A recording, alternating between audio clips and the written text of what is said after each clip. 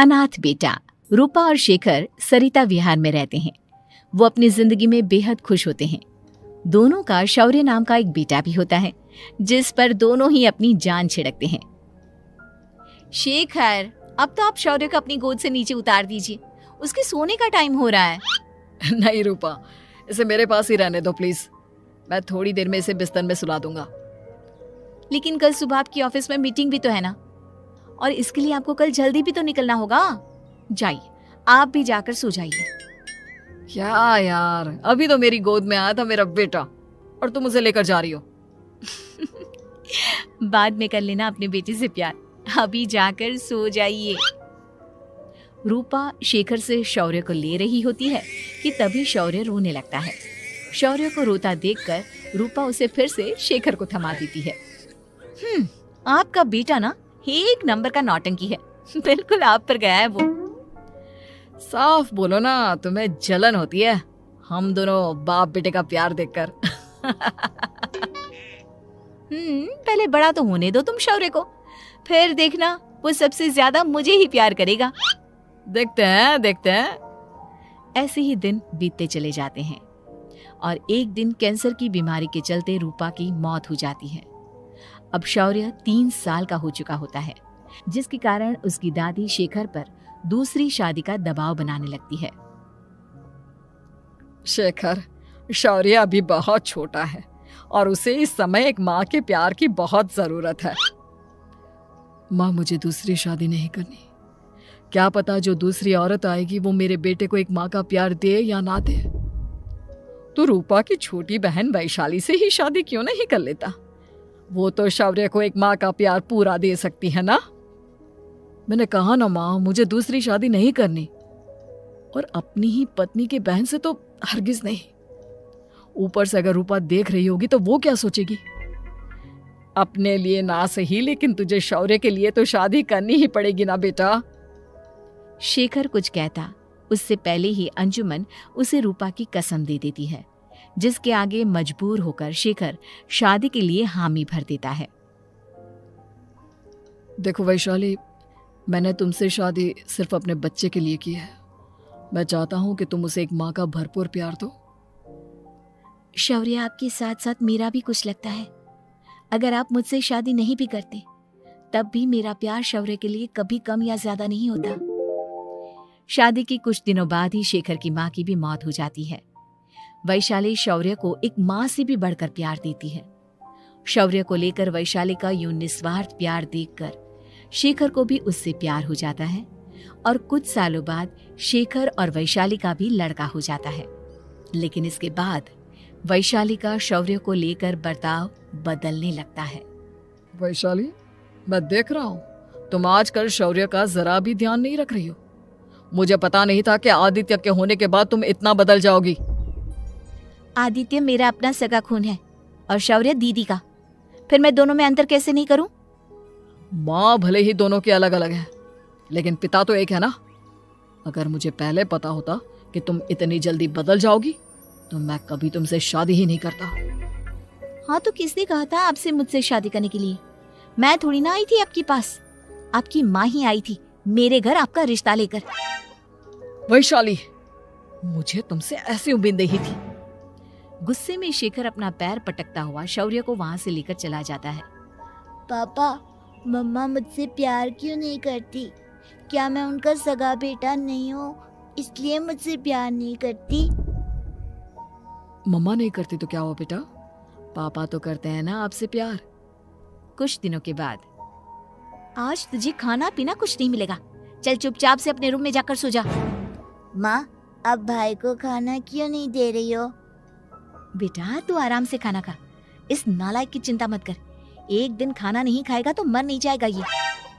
अगर भैया नहीं खाएंगे तो मैं भी नहीं खाऊंगा। तू अपने भाई का भक्त क्यों बन रहा है? ये तेरा सौतेला भाई है, सगा नहीं जो तू लक्ष्मण बन रहा है। माँ, आपको इतना भी नहीं मालूम? श्री राम और लक्ष्मण सगे भाई नहीं थे। श्री राम माता कौशल्या और लक्ष्मण माता सुमित्रा की कोख से जन्मे थे। दोनों के सिर्फ पिता एक थे लेकिन माँ अलग थी।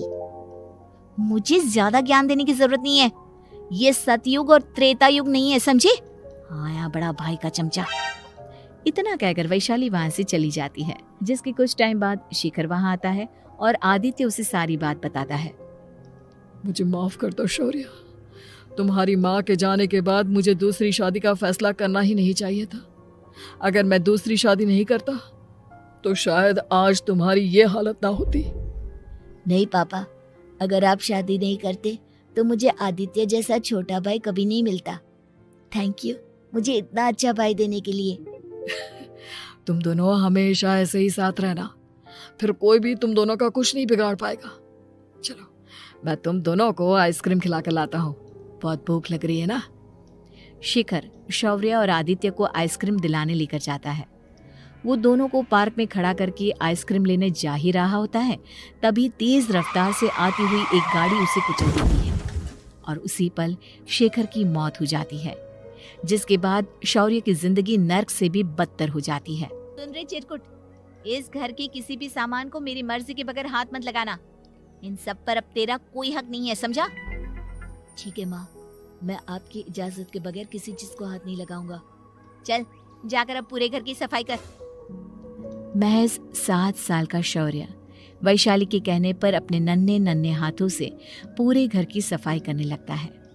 ऐसे ही दिन बीतने लगते हैं, लेकिन मासी से माँ बनी वैशाली को उस मासूम से बच्चे पर जरा भी तरस नहीं आता। क्यों शौर्य, ये घर में इतनी गंदगी कैसे हो रही है? ढंग से सफाई नहीं की है क्या तूने?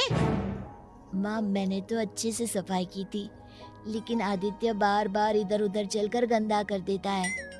अच्छा, खुद से एक काम ढंग से नहीं होता और अपनी गलतियों का जिम्मेदार मेरे बेटे को ठहराता है। इतना कहकर वैशाली बांस का डंडा उठाकर शौर्य को जोर जोर से मारने लगती है। तभी वहां वैशाली के मायके वाले भी आ जाते हैं और उसकी सारी करतूतें देख लेते हैं। माँ मैं ऐसा क्या करूं जिससे आप मुझे भी आदित्य के जितना प्यार करोगी? बोलिए ना माँ, मेरे क्या करने से आपके अंदर मेरे लिए ममता जागेगी? वैशाली शौर्य की एक नहीं सुनती, उसके ऊपर डंडे बरसाती जाती है। हद पार होते देख वैशाली की माँ उसका हाथ पकड़ती है और जोर से उसे थप्पड़ मारती है। यही सब करने के लिए तूने दामाद जी से शादी की थी? हमने सपने में भी तुझसे ऐसी हरकत की उम्मीद नहीं की थी। तू माँ नहीं, माँ के नाम पर एक धब्बा है। बस कीजिए माँ, आदित्य के इस दुनिया में आने से पहले मैंने इसे बहुत प्यार किया था, लेकिन अब जब मेरी खुद की औलाद है तो मैं किसी और के बच्चे से प्यार क्यों करूं? अरे नालायक औरत, जिसे तू किसी और का बच्चा कह रही है वो तेरी खुद की सगी बहन का बच्चा है। बहन है तो क्या हुआ, मेरे अपने बच्चे से बढ़कर तो नहीं हो सकता ना ये कभी। अगर यही बात थी तो तू हमें पहले बता देती, हम शौर्य को अपने साथ ले जाते। उसे इस तरह प्रताड़ित करने की क्या जरूरत थी? अगर आपको लेकर जाना है ना तो ले जाइए इसे, मैं नहीं रोकूंगी। नहीं माँ, मुझे कहीं नहीं जाना, मुझे आपके साथ ही रहना है। मैं तेरी कोई माँ बाबा नहीं हूँ, तेरी माँ मर चुकी है, समझा? अब निकल जा मेरे घर से।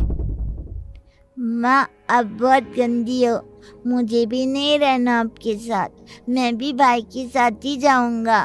अरे तू क्यों जाएगा, तू तो मेरा सगा बेटा है, जाने दे इसे। हम यहाँ ऐश से रहेंगे, तुम्हारे पापा बहुत सारी जमीन जायदाद छोड़ गए हैं तुम्हारे लिए। नहीं माँ, मुझे भाई के साथ जाना है। आप अच्छी नहीं हो, आप बहुत बुरी हो, आप भाई को बहुत परेशान करती हो। देख वैशाली, तुझसे ज्यादा समझ तो इस मासूम बच्चे में है। ये तेरे बुरे कर्मों का ही नतीजा है जो आज तेरी सगी औलाद खुद से तुझे ठुकरा रही है। आदित्य, तुझे इस शौर्य ने भड़काया है ना मेरे खिलाफ? नहीं माँ, मुझे किसी ने भड़काया नहीं, पर मैं सब देखता हूँ, सब समझता हूँ। भाई बहुत अच्छा है, वो आपकी जैसा नहीं है। चलिए नानी। इतना कहकर वैशाली के मायके वाले आदित्य और शौर्य को अपने साथ ले जाते हैं और इस तरह वैशाली बड़े से घर में अकेली पड़ जाती है। 2 बेटों के होते हुए भी आज उसे माँ कहकर बुलाने वाला कोई नहीं होता।